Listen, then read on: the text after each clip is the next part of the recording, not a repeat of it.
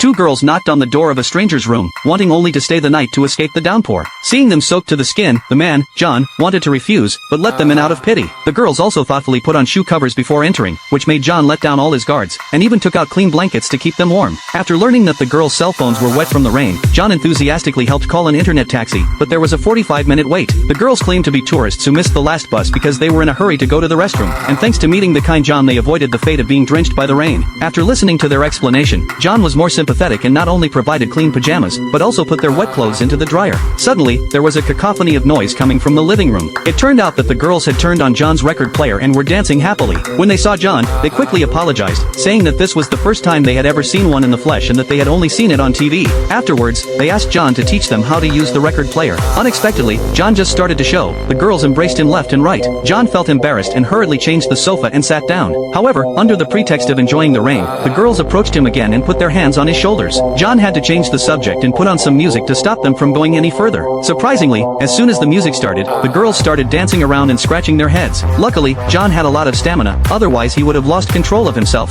Just as John was being pulled along, his cell phone alerted him that the car had arrived. The girls had to stop moving. John rushed to take out the drying clothes, but to the bathroom door, the girls are laid out. Worried that the driver could not wait, John had to go in to urge, but was shocked by the scene in front of him and the two girls surrounded. He was ultimately powerless to resist. Waking up the next day, John thinks the girls have left, only to find the kitchen a mess. Thoroughly enraged, he orders the two to leave his house. The girls appear to have left, but they have not. Next, John wakes up to find himself tied to his bed, and a girl walks in wearing a uniform, calling out "Daddy" over and over again. Horrifyingly, when he finally breaks free and tries to subdue another girl, a fork is thrust into his shoulder. In agony, he fainted.